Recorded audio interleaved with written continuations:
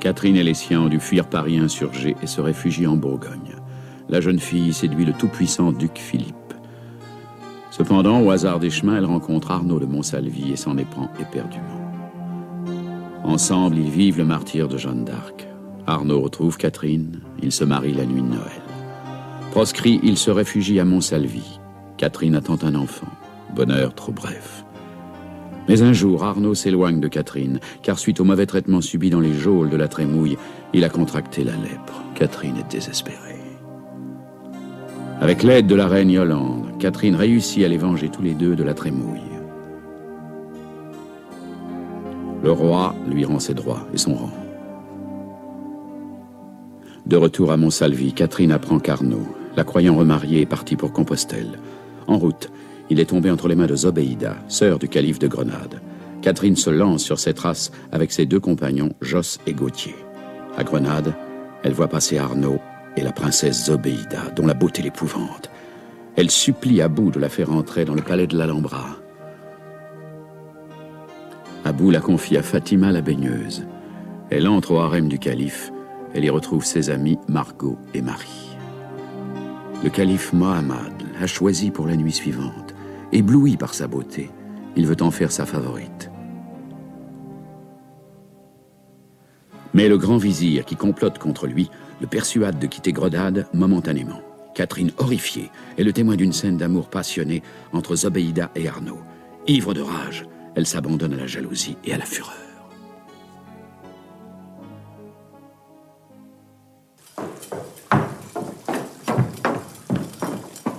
Vous deux, restez ici.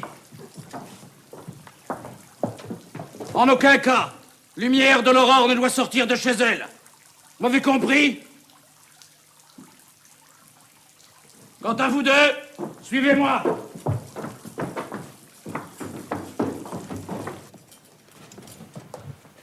Daigne pardonner à ton humble serviteur de venir troubler ton repos, Lumière de l'Aurore.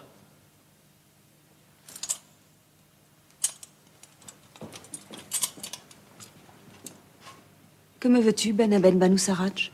Te dire qu'il ne faut plus sortir de chez toi jusqu'au retour du Ralif. Ce sont tes ordres ou ceux de Zobéida?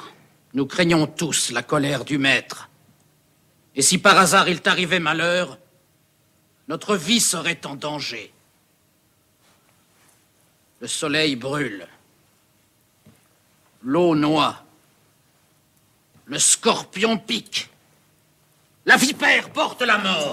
Mais laissez-moi donc passer, grands imbéciles. Vous me connaissez, enfin. Je suis Brice du soir. Qu'est-ce qui se passe? Laissez-la entrer.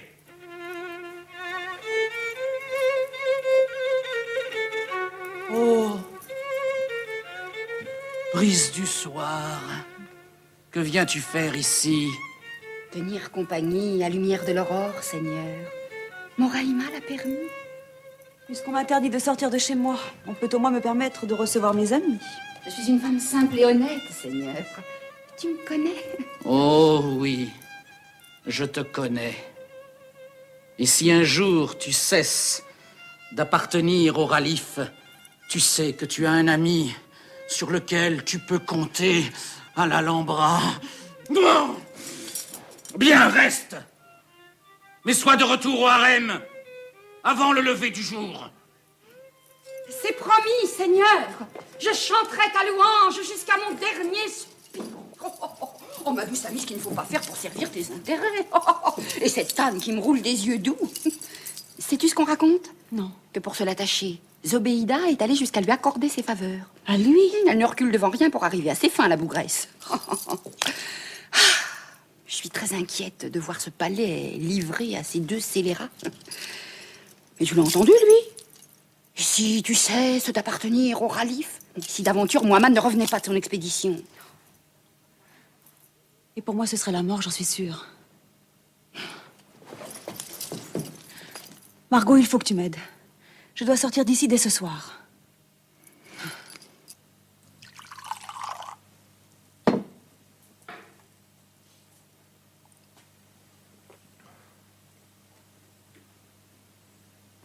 Qui es-tu?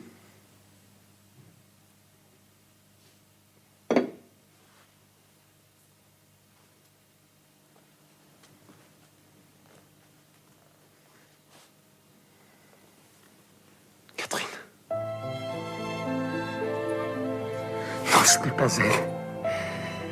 Catherine.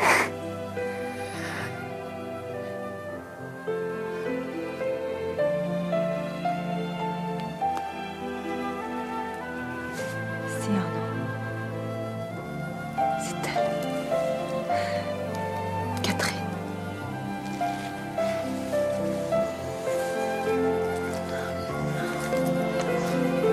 Catherine. Catherine, mon amour. On a tous.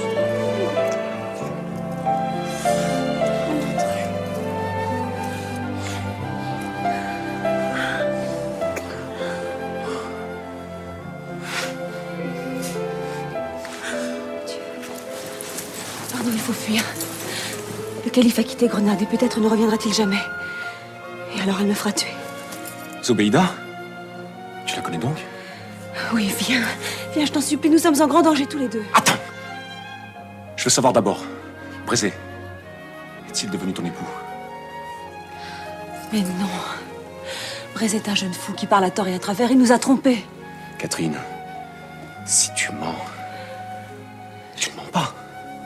Je te jure que je dis la vérité. Sur la vie de notre fils.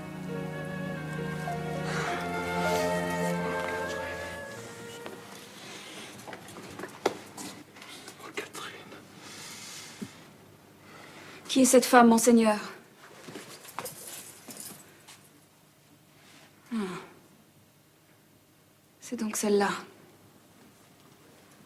Mon frère sera ravi d'apprendre que toi aussi tu la trouves à ton goût. C'est pour lui que tu es venu à Grenade, sûr de ton pouvoir sur les hommes. Quelque chose me commandait de me méfier de toi dès que tu m'es apparu, mon ennemi. Qu'est-elle donc pour toi? Ma femme, celle que j'ai épousée devant Dieu et les hommes. Celle qui m'a donné un enfant, un fils, et que nous allons retrouver dans notre pays.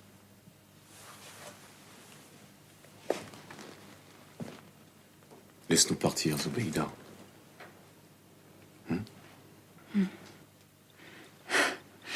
Que je vous laisse partir. Mais tu es mon captif, l'aurais-tu oublié? Je te dis que cette femme est mon épouse. Tu nous laisseras aller, si tu es digne de ton sang. Mon sang. Ma mère était une esclave turkmène. Une bête sauvage qu'il fallait enchaîner pour la posséder. Voilà mon sang! N'attendons de moi ni douceur, ni pitié. Elle mourra sous tes yeux. Sous tes yeux. Et mes bourreaux, tu le sais, sont de grands artistes. Non, Catherine! Non! C'est elle qui va nous faire sortir de la forteresse.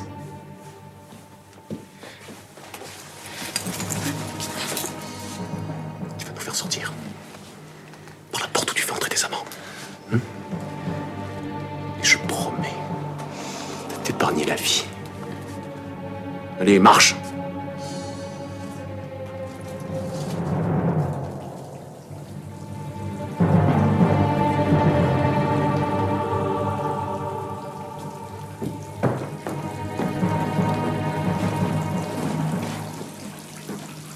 Cette porte.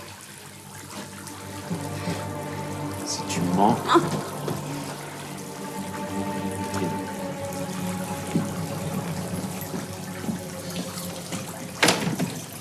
Il y a une serrure. La clé. Garde! À moi! Tais-toi! Au secours! Tais-toi! Arnaud.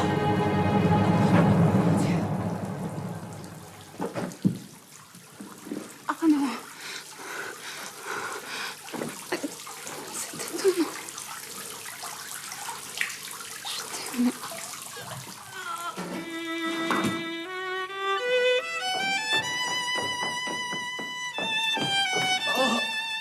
Quelle horreur! Garde! Emparez-vous d'eux!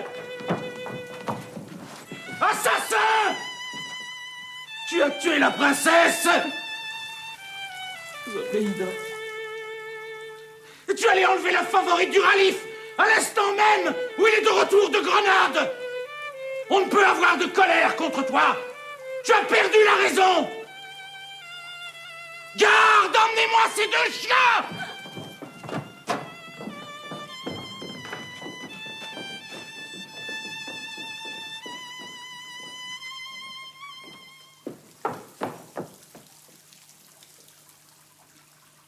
Je suis la comtesse de Montsalvi. Le chevalier Franc est mon époux. Ta sœur, la princesse Zobéida, me l'avait volé. Je suis venue à Grenade pour le reprendre. Je jure que je dis la vérité. J'aime Arnaud de Montsalvi plus que tout au monde. Et je suis prête à le perdre à jamais, si tu veux bien accepter ma liberté contre la sienne. Laisse-le quitter Grenade sain et sauf. Et je resterai ici. Ta captive, ton esclave pour toujours. Écoute-moi. Je te demande grâce pour lui. Folle. Plus encore que le désir de venger ma sœur. C'est ton amour pour cet homme qui me le fait haïr. Il mourra. Il mourra de ta main.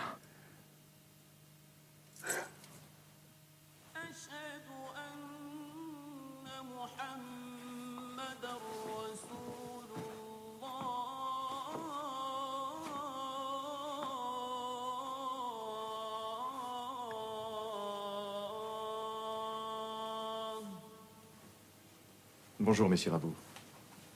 Vous êtes bien tel que Catherine vous avait décrit à moi. Ah, vous êtes encore un ami de Dame Catherine. Un des plus fidèles, j'ose l'espérer. Mon nom est Jacques Coeur. Oui. أهلا تفضل تفضل. Chocolat.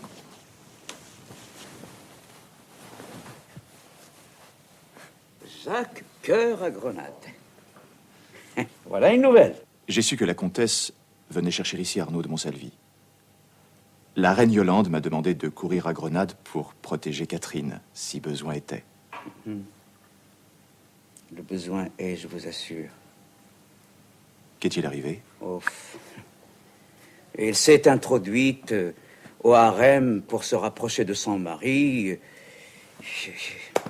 Mais Sire Arnaud n'a rien trouvé de mieux que d'assassiner Zobéida, la princesse, la propre sœur du calife dont il était l'amant. C'est tout.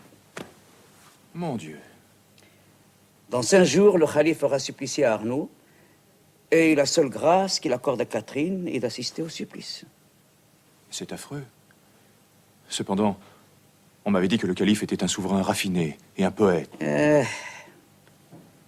Si cette famille Banu Sarraj avait vécu sous la Rome impériale, elle aurait pu produire Tibère, Néron et Caligula. Banu Sarraj. Banu Sarraj. Ne m'a-t-on pas dit que leurs ennemis les plus résolus étaient les Benzégri? Et où vous a-t-on dit ça? J'arrive d'Almérie, où mon navire a jeté l'ancre voici 10 jours. Je fais du commerce avec le prince Abdallah, qui est l'ami de Mansour Benzégri, qui est donc l'ennemi du calife Mohammed Banu Sarraj. Quand le prince a su que je venais à Grenade, il m'a donné des lettres pour Mansour. Vous comprenez? Pas encore, poursuivez. Si nous voulons sauver Catherine et son mari, il faut dresser Mansour contre le calife. Or, étant l'ami du prince, je suis aussi l'ami de Mansour. Je commence à comprendre. Mais Mansour ne se dressera pas contre le calife sans un puissant motif. Oui. Or, le calife a toujours évité de heurter de front les Benzekri pour ne pas déchaîner leur fureur. Leur inimitié lui suffit. Quel ressort pouvons-nous presser? Si j'en crois votre réputation, messire Abou, trouver un ressort est pour vous un jeu d'enfant.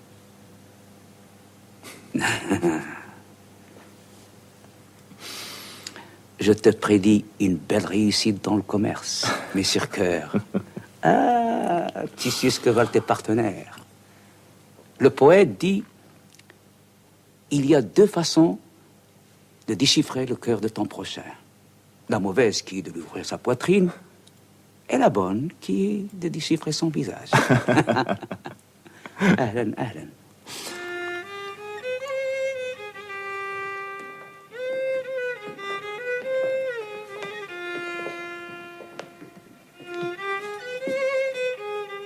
Ce joyau fut commandé jadis par le calife de Bagdad, Haroun al-Rachid, pour son épouse favorite. C'est aujourd'hui ce qu'il y a de plus beau dans le trésor du maître. En te le donnant, lumière de l'aurore, le maître affirme sa volonté de faire de toi la sultane. Toutes l'ont portée jusqu'à la princesse Amina, et tu la porteras désormais.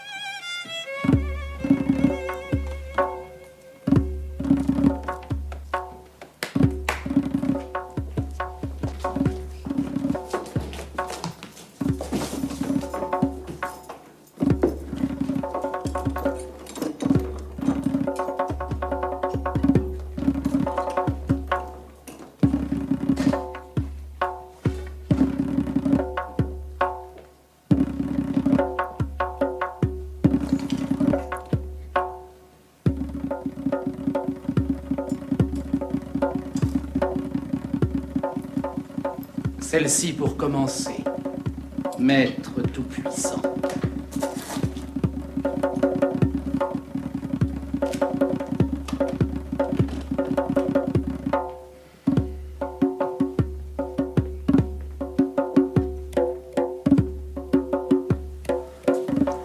Vois ceci, capitaine.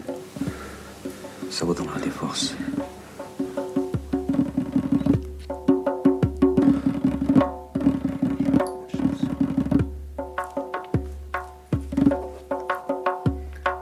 Remplis ton office, Ibn Ahmed.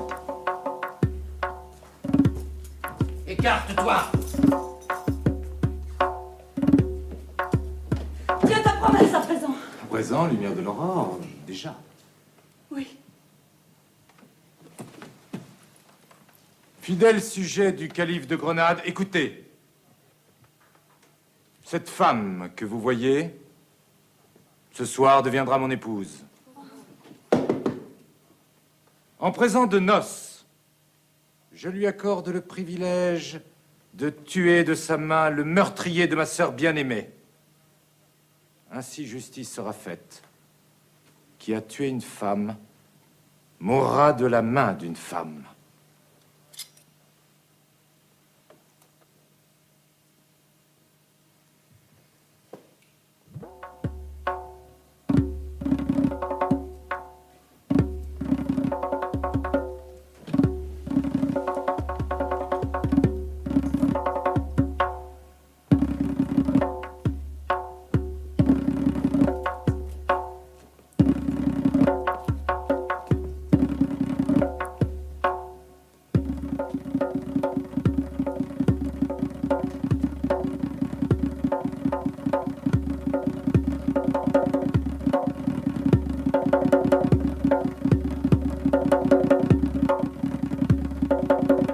Non, Catherine!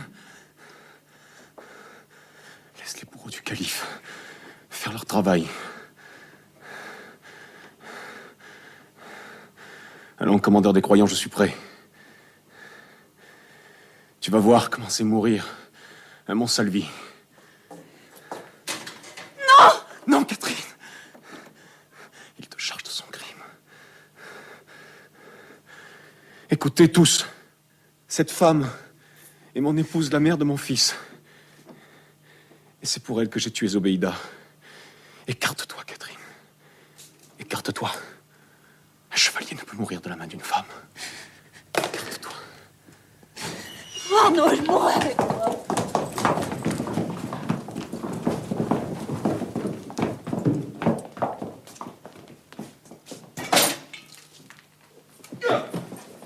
Que viens-tu faire ici, Mansour Ben Zegri?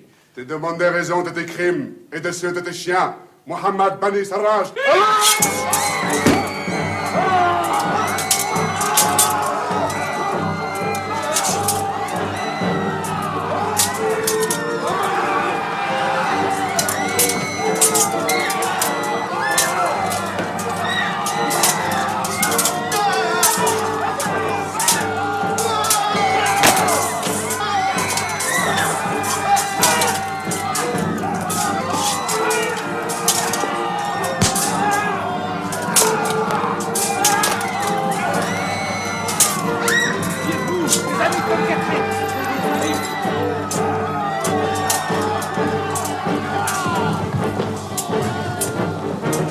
Tu trahis ton maître, chien d'unique. Étant ta personne, je ne trahis personne. Et je ne suis pas ce que tu as l'air de penser, chien de Banu Sarraj. Votre frère, j'ignore par quel moyen vous êtes ici. Excusez-moi, ce sera un peu long à vous expliquer. Le calife s'est enfui comme un rat. Laissez-moi celui-ci. C'est une affaire personnelle. À vous donc.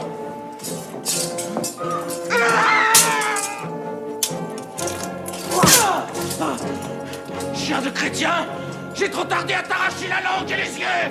Vizir, j'ai trop tardé à te percer la bedaine. Je vais te crever la panse. Recommande ton âme à ton Dieu. Là, aie pitié de la tienne. Crève-meurs, non.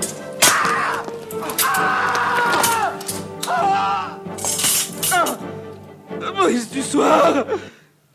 Moïse du soir.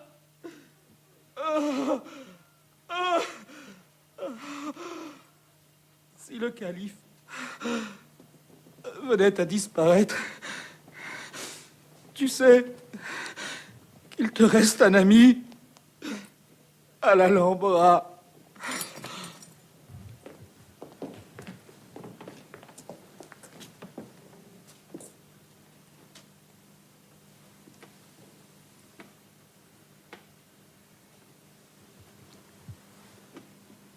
Le poète dit: la mort du juste et de la canaille se confondent.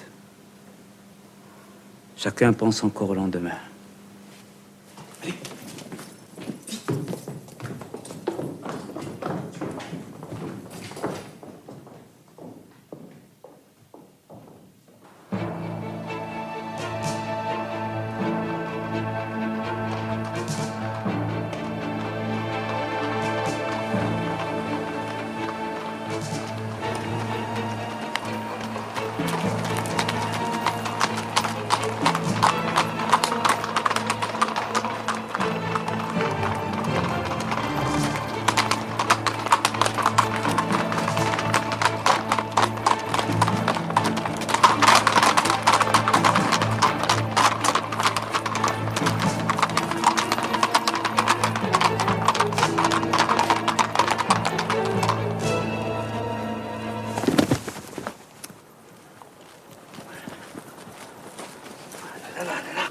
Je le savais, je l'avais prévenu.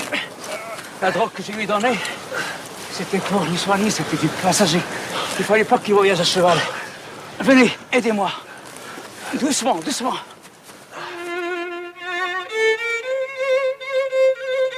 Ainsi, les Banu Sarraj m'ont dit conserve le trône de Grenade.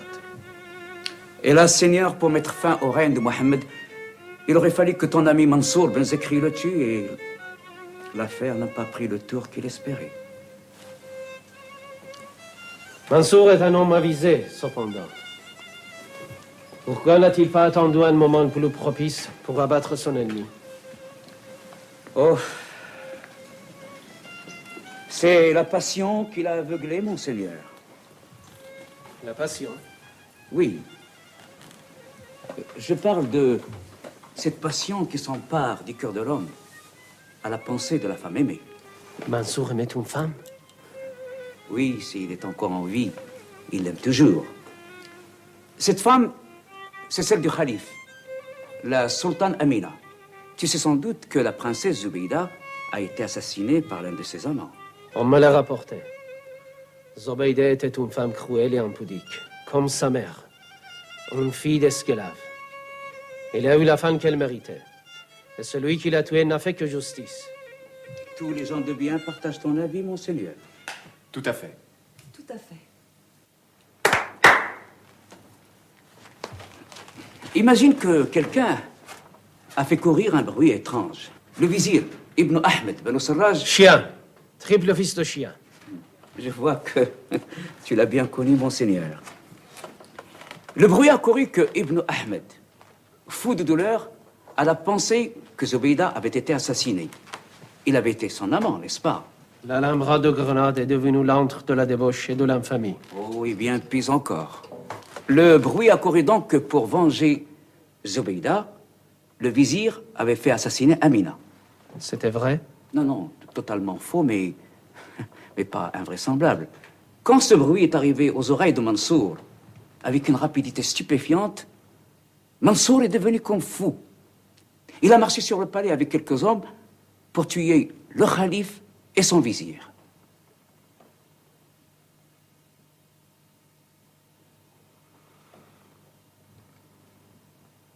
Et vous autres, que faisiez-vous dans cette affaire?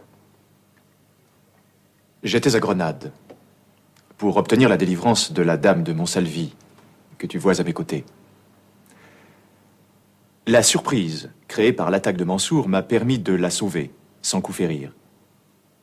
Et j'ai osé la conduire ici, à Almeria, en me souvenant de ton amitié. Et tu as bien fait.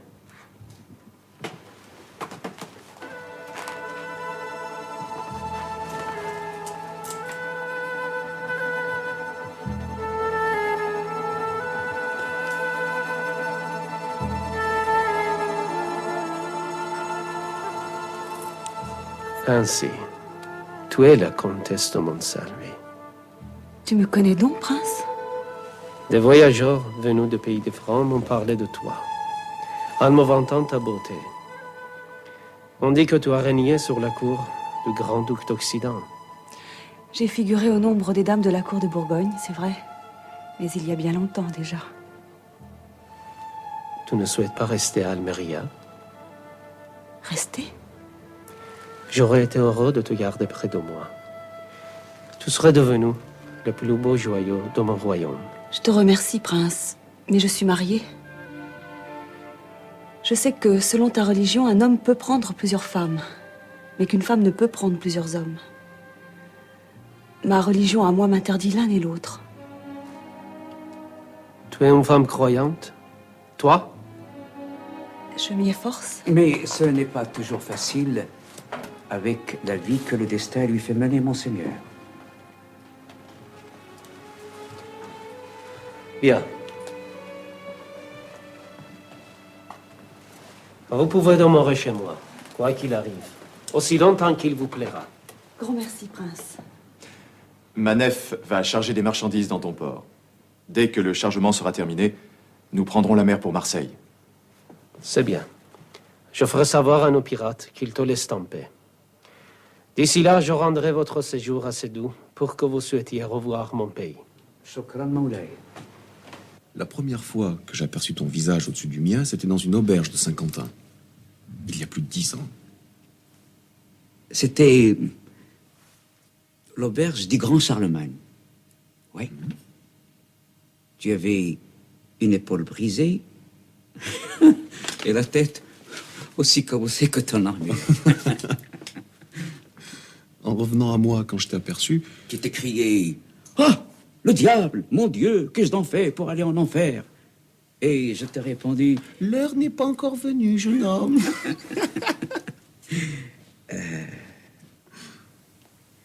Je te trouvais le crâne solide et même dur.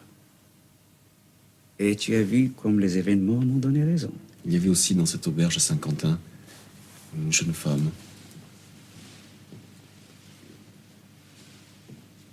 Comment l'appelles-tu déjà?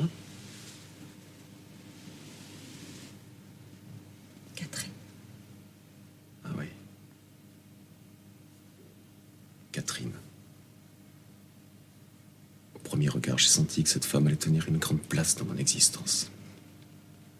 Et tu ne t'es pas trompé. T'enfuirais-tu jusqu'au bout du monde? Elle trouverait le moyen de te rejoindre. Même à Grenade, tu as vu. Le poète dit: le véritable amour est un navire qui cherche la tempête et qui fait naufrage quand le vent l'abandonne.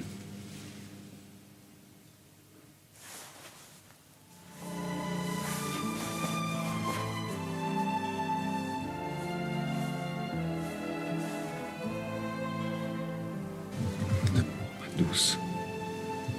Ma vie.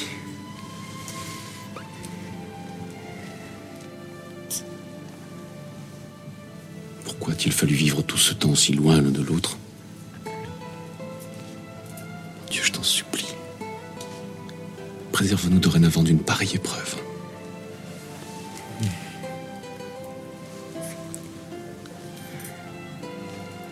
Dieu nous impose sans doute l'épreuve pour nous donner ensuite toute cette joie.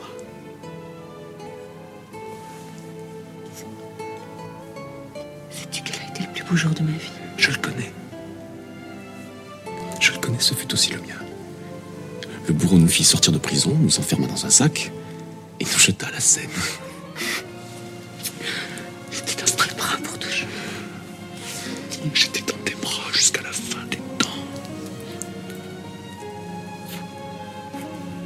C'était donc pas une illusion. Une illusion. L'illusion, c'est ce qui nous a séparés. La vérité, c'est Arnaud et Catherine.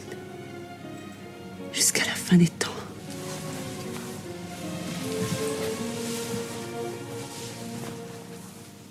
Jacques, tu emmènes chez moi les 3 plus aimables créatures du monde.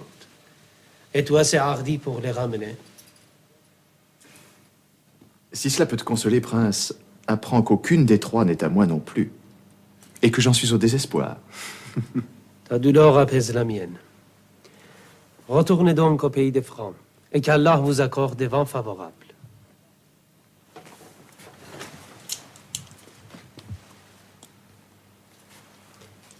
Capitaine, ne te sépare plus de cette femme. Elle vaut toutes les perles d'Ormuz. Je promets de suivre ton conseil, prince.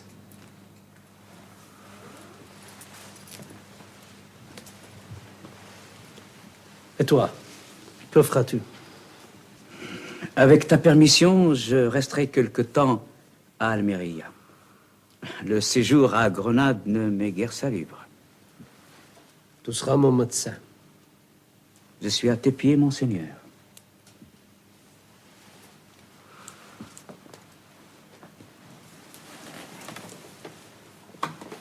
Et maintenant,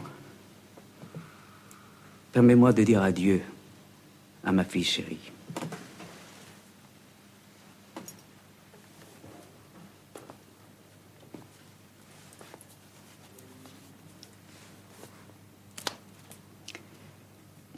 Cette fois-ci, je crois que nous allons rester longtemps sans nous revoir. C'est à ton tour de venir en France? Non, non. Les voyages me fatiguent à présent et puis j'aspire au repos. Toi, je n'en crois rien. Si, si.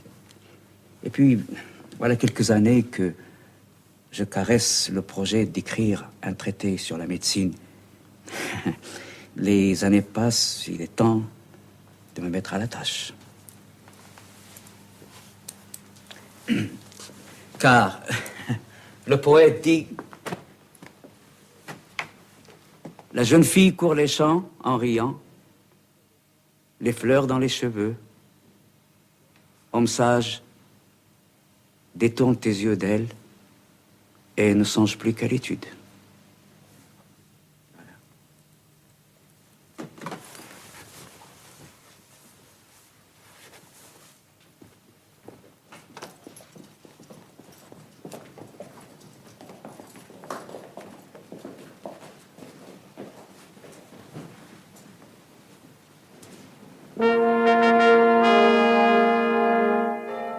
À cet instant, se trouvait sur la place Une grosse pierre. une grosse pierre sur laquelle il y avait une enclume, et sur l'enclume, il y avait une épée enfoncée jusqu'à la garde.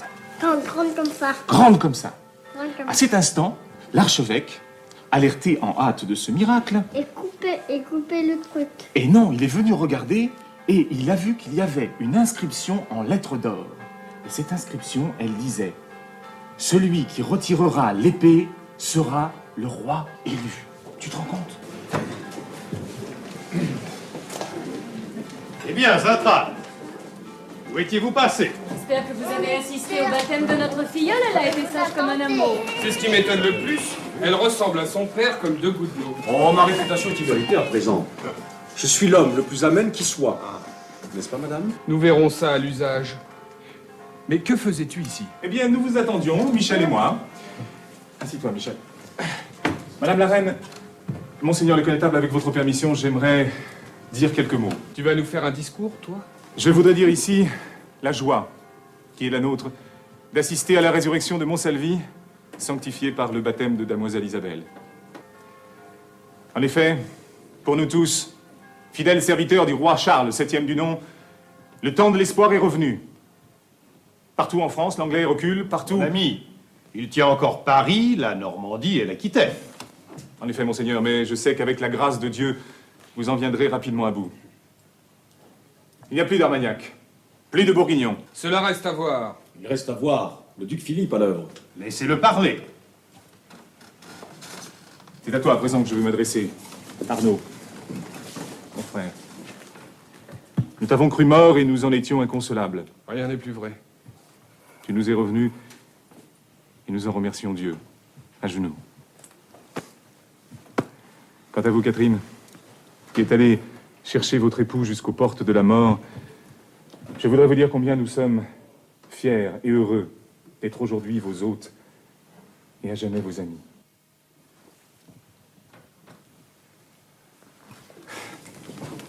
Hop. Longue vie, mes seigneurs! Longue vie et belles heures au sang des Montsalvi et à la plus belle dame d'Occident. Viva! Sacré vieil hypocrite. Tu aurais dû être avocat. Madame, Monseigneur le Connétable, mes chers amis, eh bien... Bon, eh bien, j'avoue être incapable de traduire mes pensées en paroles. Alors, je préfère vous dire tout de suite... Le dîner est servi! Allons célébrer le nouveau Montsalvi. Ma fille, Isabelle, et la chance que j'ai d'avoir de tels amis.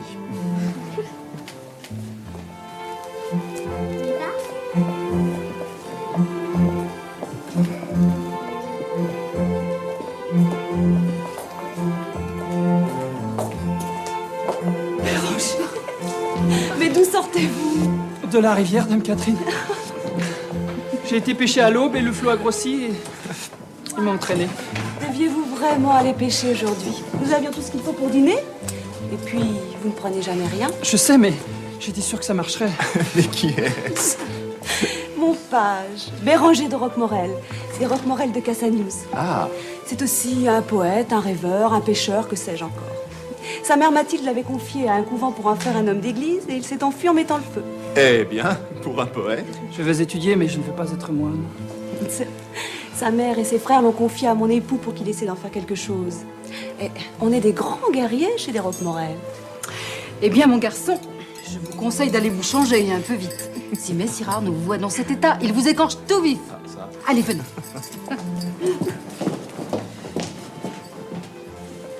Restez un instant, Catherine. Je ne vous ai pas eu à moi un seul moment. C'est que je me dois à la reine et à mes autres invités. Sans ce gamin insupportable. Moi, je le trouve très sympathique. Il me vaut cette courte minute. Catherine. Oui? Êtes-vous heureuse? Et je suis comblée, Jacques. Et grâce à vous. Nous vous devons tout cela. Le diamant d'Amaravati a payé un vaisseau. Le vaisseau est allé aux échelles du Levant et il en est revenu avec une fortune. Vous avez désormais chez moi une part de fondateur. J'ai surtout chez vous le plus fidèle des amis, dont la présence me fait oublier les absents. Je n'ai vu ni Gauthier ni Margot. L'air de Paris leur manquait à tous les deux. L'air de Paris ne nourrit personne, on y meurt de faim. Cet hiver, les loups sont entrés jusque dans les faubourgs. Que voulez-vous? Rien ne pouvait les faire changer d'avis. Eh bien, Catherine, tu fais attendre les rois à présent? C'est moi le coupable. Veuillez me pardonner. Nous parlions du passé. Messire Cœur est notre associé, ne l'oublie pas. Et les affaires passent avant les rois. C'est vrai. J'ai oublié que j'avais épousé une femme de tête. Vous me l'avez changé, maître Cœur. Quand j'ai connu Catherine, elle savait à peine compter jusqu'à 10. Oh.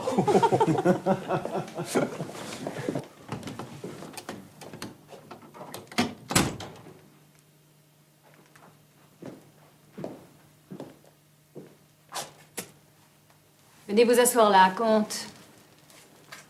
Nous avons fait un peu le vide autour de nous afin de pouvoir parler plus librement. C'est si grave? Oui. Et je vous demande pardon, mon ami, de gâcher ce jour de fête par l'évocation de sujets austères. Mais nous repartons demain, la reine et moi, ainsi d'ailleurs que maître Cœur. Seuls Lahir et Zintraille s'attarderont quelques jours. Aussi, avant de vous quitter, j'aimerais savoir de vous si le roi et si la France peuvent encore compter sur vous.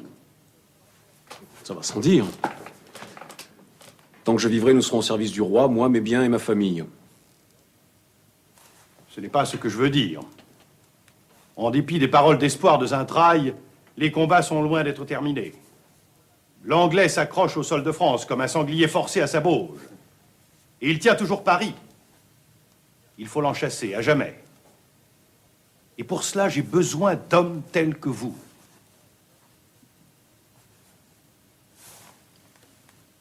Monseigneur, je ne suis plus guère qu'un paysan.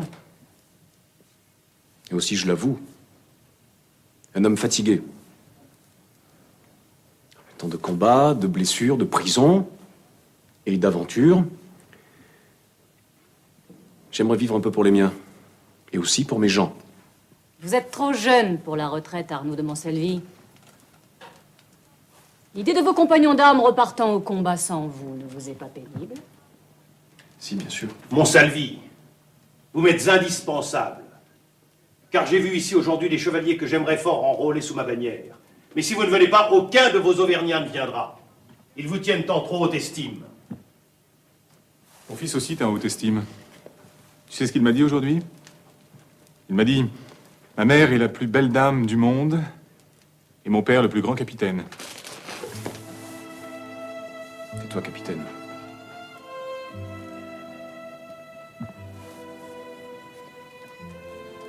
Je lui avais juré de ne plus la quitter. Elle seule peut donc vous rendre votre parole, messire Arnaud.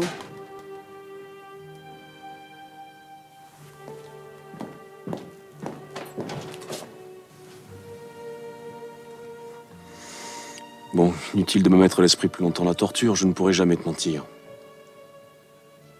Oui, ils veulent que je reparte. Et que je reparte avec tous les nôtres. Les Roquemorel, les Sermure, les Fabrefort, les Lassalle. Il faut beaucoup de monde pour délivrer Paris. Paris? Mais que t'importe Paris? Ton frère y est mort sous mes yeux et mon père y a été massacré. Mais tant que l'Anglais tiendra Paris, il tiendra le cœur de la France et le roi ne sera pas vraiment roi.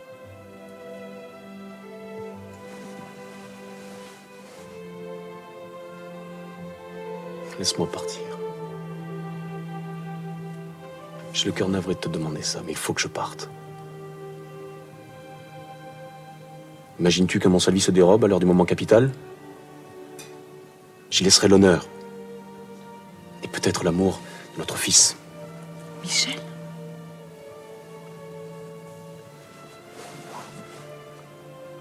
Il a dit à Zintraille que j'étais le plus grand capitaine, qu'il était fier de moi. Je voudrais qu'il le reste.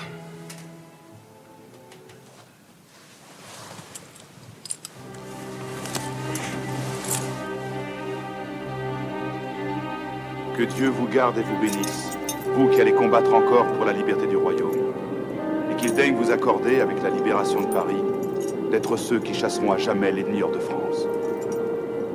In nomine Patris et Filii et Spiritus Sancti. Je vous souhaite bonne route, messire Arnaud. et prompt retour ici où tous ont besoin de vous. Je pars tranquille, mon révérend père, en sachant Montsalvi entre vos mains.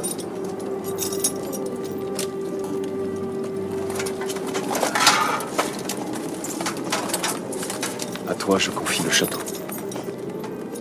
Il n'abritera guère que des femmes. Pour chasser une poignée de femmes, ça fait une assez bonne garnison. Et puis il y a mon fils. Viens, Michel. Viens ici. Il te faudra veiller sur ta mère et puis sur ta sœur, mon garçon. Et sur Sarah. Et sur Marie.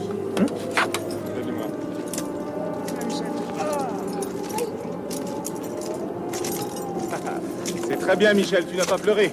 Le roi Arthur et les chevaliers de la table ronde ne pleuraient pas, eux non plus. Allez, hop, monte. Voilà, très bien. Écoute, dès que nous aurons pris Paris, je te ramènerai une belle épée. Excalibur? Si Excalibur est à Paris, je te la ramènerai. Sinon, je te ramènerai une aussi belle. Allez, embrasse-toi. Et moi, et moi, et moi. Aucun.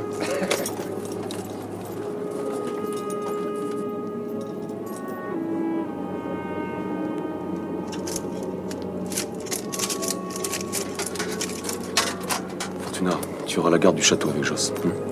Pourquoi vous ne m'emmenez pas avec vous? Vous voulez plus de moi? Tu pas de sottise, Fortuna. J'ai besoin que des hommes sûrs restent ici. Vous pouvez compter sur moi. Vous savez que je suis là pour vous servir.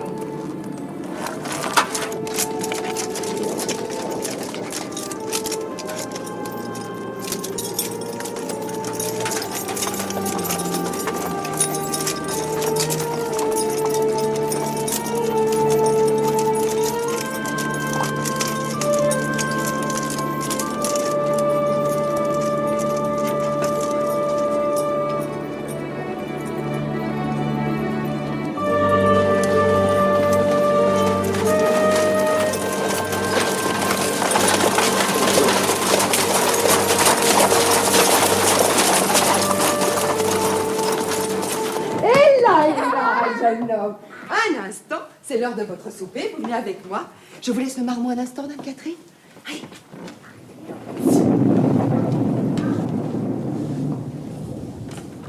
Que fais-tu là, Marie? Tu as l'air transie. Ce temps affreux, cette pluie qui ne cesse pas. Et il paraît que nous sommes au printemps. Va près du feu. Vous feriez mieux de me relever, Marie. J'ai les mains usées à force de broyer cette satanée compote. Mais qu'est-ce que vous mettez donc dans ce mortier? De l'argile et de la feuille de chou. Avec cette humidité, toutes les vieilles douleurs de Montsalvi se sont réveillées les unes après les autres. Une lettre de Messire Arnaud. Qui l'a apporté? Un écuyer des Roquemorel. Des Roquemorel?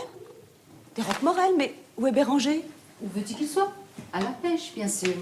Tu es un page pêcheur, il faudra que tu t'y fasses. Mais lis-nous plutôt cette lettre. Tiens, c'est drôle, je dois être en train de devenir sourde. Ce n'est pas à vous qu'écrit Messire Arnaud. Mais j'aimerais quand même savoir s'il est encore libre des gens en prison. Il dit qu'ils sont devant Paris, que les Anglais ne semblent guère décidés à lâcher. Le connétable fait exécuter une grande manœuvre pour encercler la ville. Peut-être même que Paris est déjà tombé. Non, Marie. Les cloches du royaume auraient déjà sonné sa libération. De village en village. Dame Catherine, il y a la Bastide du hameau de Ponce. Depuis quelques jours, ils ont des ennuis avec leurs bêtes. Quand elles ne tombent pas malades, elles disparaissent. Des voleurs? Nous pourrions voir cela demain. Joss! Bien entendu. Je descends voir Bastide. Regardez ce que j'ai pris, Dame Catherine. Voilà qui va nous faire un fameux souper, pas vrai? Béranger, mais il est superbe! Mais dites-moi, ne deviez-vous pas plutôt faire des armes et monter à cheval avec Nicolas Barral? Si. Mais j'avais dans l'idée que ça allait mordre aujourd'hui. Alors, Et dire que votre mère et vos frères pensent que nous allons faire de vous un vrai chevalier? Ça vient du Lot, un bestiau comme ça. Pas vrai? Si loin? Mais Béranger, mais c'est de la folie! Ah, mais j'ai de bonnes jambes! Et de bonnes raisons aussi.